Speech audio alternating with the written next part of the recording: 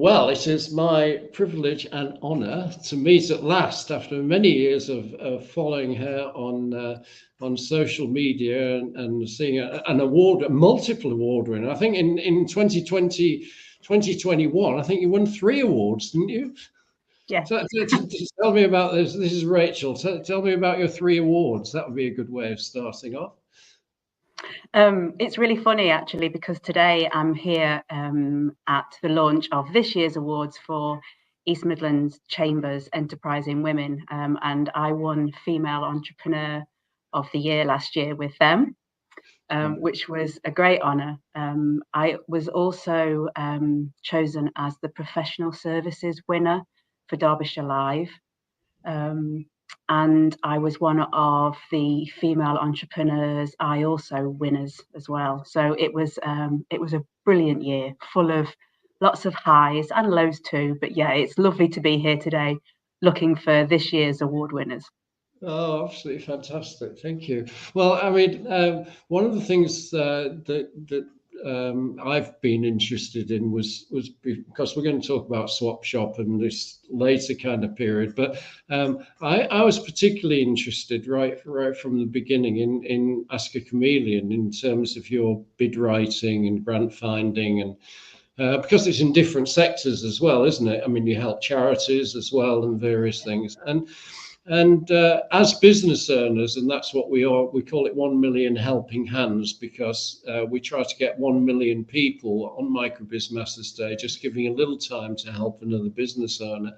So I just wanted to know what on earth, and I think it's absolutely fantastic, but what on earth made you feel that you could develop your own business out of actually, writing? And how do you charge? I mean, just tell us the mechanics of what you were trying to, because as a business model, it is tremendously interesting to anybody that's thinking of putting together a service business.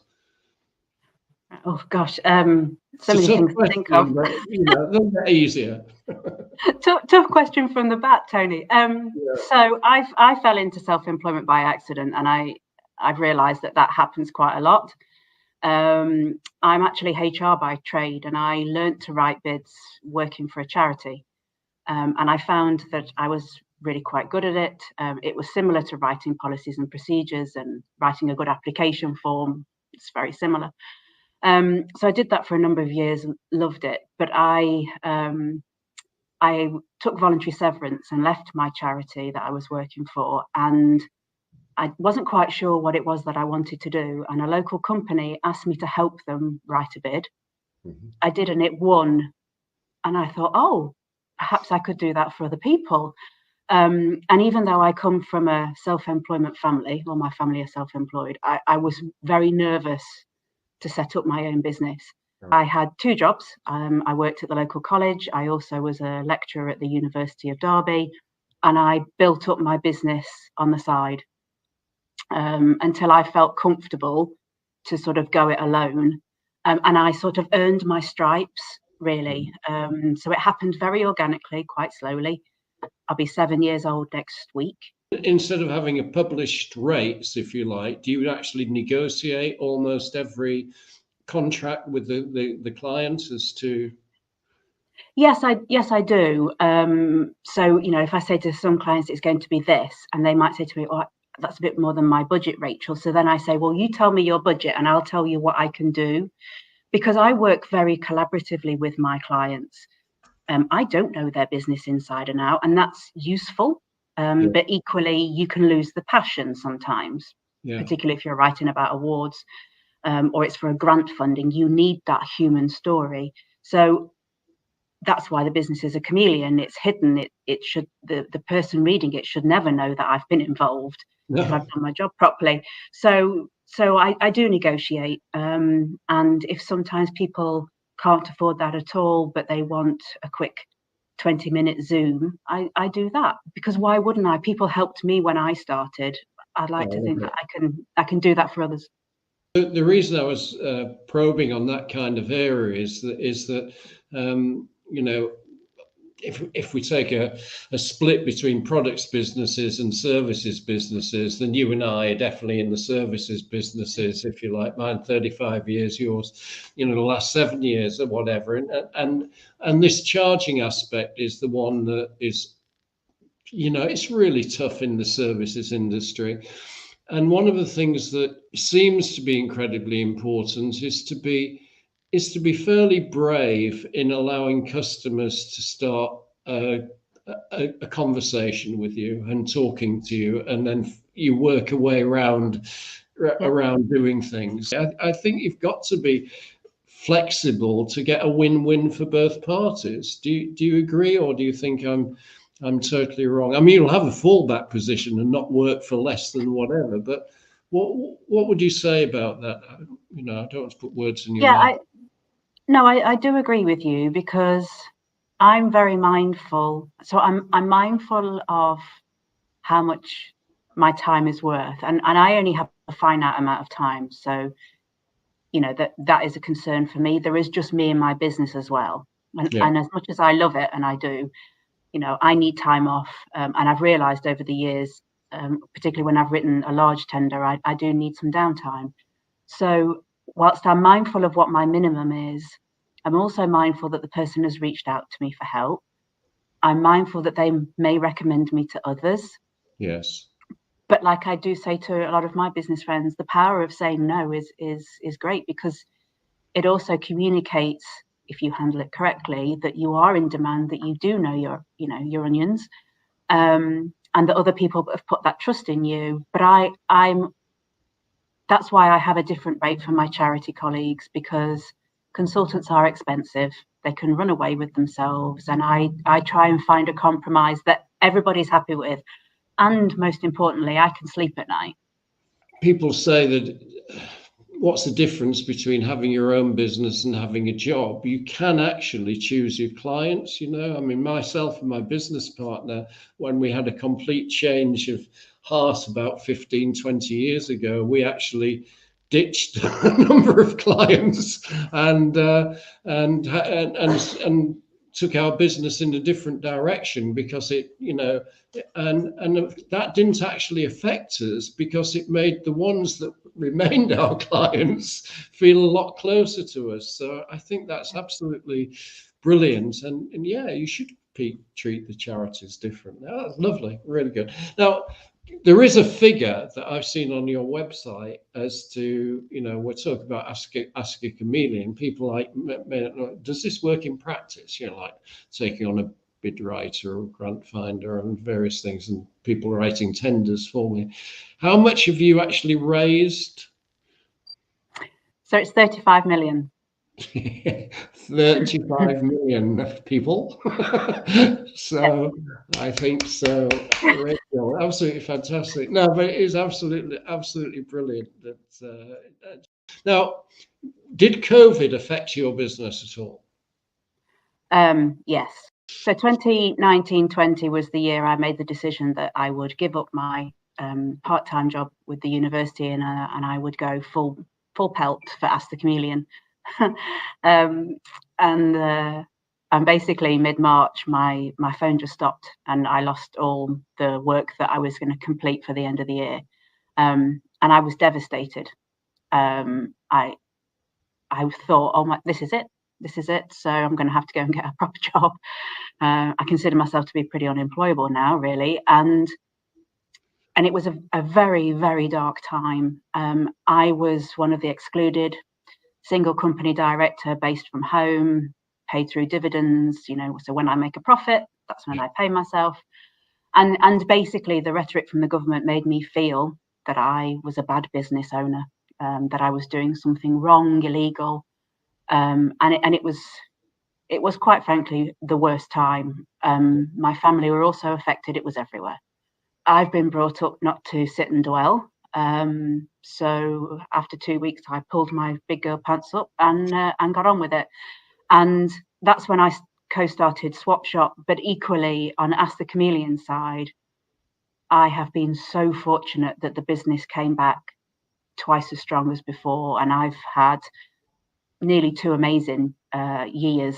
I co-wrote a large £20 million tender.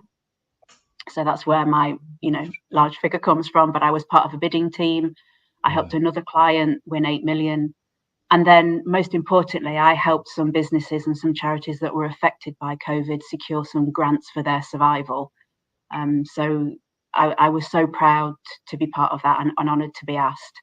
So it has been, from a turnover point of view, amazing. But I wouldn't say it's been without impact of mental health and emotional well-being, because whilst you have this roller coaster when you're self-employed and I don't work on a retainer basis, so I'm generating work and everything all the time. The extremes were bigger. So, okay, I finished this job. When will the phone ring? Well, have I got something else in? I would pore over my books to make sure I'd got enough money coming in every month. So I felt and still feel that I must be working all the time, because what happens if it stops?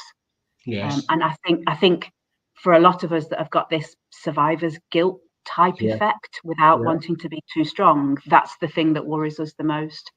But I also believe that as a small business community, we are more able and more honest to talk with each other. I reached out to my friends in the business community, and they've kept me going over the past 18 months. And I think we have more real conversations now about how we feel. Yes. Because pre-COVID, you would say to me, "You're all right, Rachel." And I'd go, "Oh, yes, it's amazing. Works fine, blah, blah, blah, blah, blah." When really I'm like a swan. Now we say, "Oh, I'm struggling a little bit, actually. I'm having a bit of a down day," and everybody would go, yeah. And we talk that through. I never had that pre-COVID, and I do now, and I'm very grateful for that. As a HR professional, we're always programmed to look at the escape clauses, but as a self-employed person, I always try and look for the opportunities that you can hold on to, like a life raft, really. Yeah. No, I mean, that's great. We have similar backgrounds in the HR side as well, so I understand what you're saying. Now, one of the things that's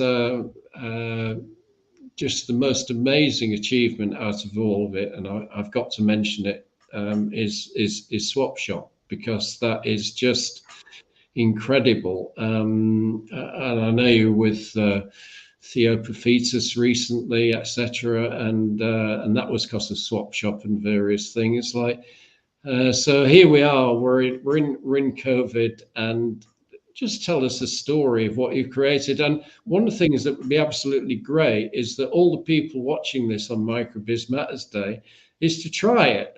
It's to actually, all the business owners try Swap Shop. But how did it come about, and what were you trying to do with it? So Swap Shop is my COVID monster child, right?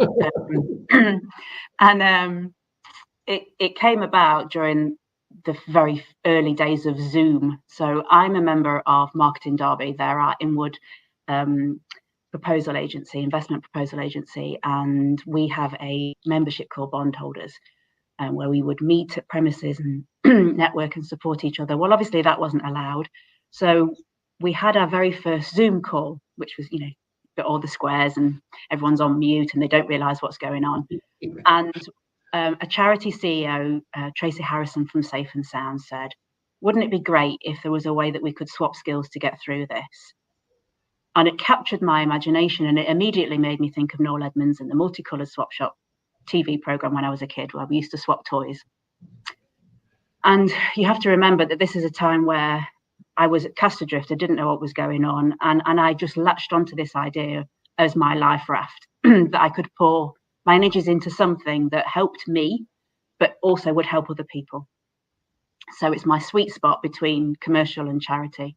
So I rang my friend Dean Jackson from Hoob, triathlon wetsuit company, Olympians, Commonwealth winners, a lot. Right. But Dean's also my age. And I said, "I've got this idea. Do you think it's a good idea?" And he said yes. But we both couldn't code for toffee. And he suggested that I reached out to another business called Think3. They were a new creative agency on the scene in Derby, led by Lee Marples and there's 3 other guys. So I rang Lee and he said yes to me straight away. And in 2 weeks, they'd built it. I mean, fair enough. We had to tell them about the 70s, 80s and no, because they're young. And they built this amazing swapping platform. So it's basically swap advice, time, tips, hints, products, whatever it is for the things that you need and can't necessarily afford. So we launched it on Star Wars Day, May the 4th. And we'd got 40 people on the call. We had about 10 swaps and it just exploded. And on the same day, a lady from Nottingham Library rang me and said, Rachel, we would like this in Nottingham. And I said, whoa, can you just hang on? So the first one was called Derby Swap Shop. So we were running it. Everyone was locked down. People were swapping. It was fantastic. And then we replicated it for Nottingham. And then we replicated it for Leicester because Leicester were having a longer lockdown, worse time than us. Brilliant. And then we were getting calls all the time from people down south, north. We want the same. And Lee's company was growing. I was getting calls for Ask the Chameleon. So we were juggling madly. So we rolled them all into one in November 2020 and rebranded it and called it the UK Swap Shop. So big shout out, www.theukswapshop.co.uk. Yeah. Totally for free.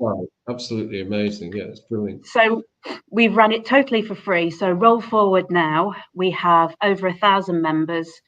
We cover 43 counties. Over 350 swaps have been registered and 62% of our members are female. And on International Women's Day, I think that's amazing. Yeah, it's brilliant. And we hit our 1,000th swapper this year. And yes, we did snare ourselves a dragon in Theo Pafitas because we were one of his SBS winners, Small Business Sunday winners.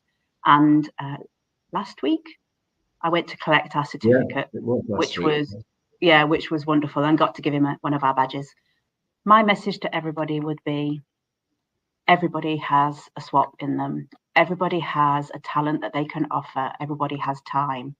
You did this pre-COVID when somebody would say, oh, Tony, could you spare me half an hour and I'll buy you a cup of coffee and you tell me X, Y, Z. But you wouldn't ask me for something in return. The good thing about Swap Shop is that it makes it conscious. I have got something that I can give you. Our next version will be able to release that so that if you didn't want it, I could give it to somebody else and so on and so forth. So it's the original, circular economy. And if you don't know what you can offer, but you can help that person out, you can offer them a testimonial, you can ask for a referral, whatever, a review, whatever it will be, because that validation of you as an expert makes a difference to your own network. And it all literally does start with a swap.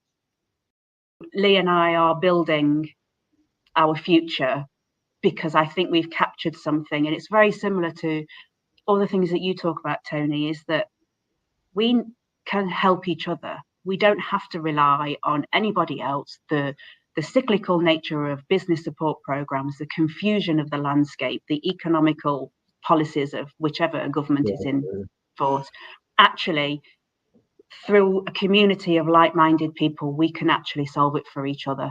And that's what we're trying to do.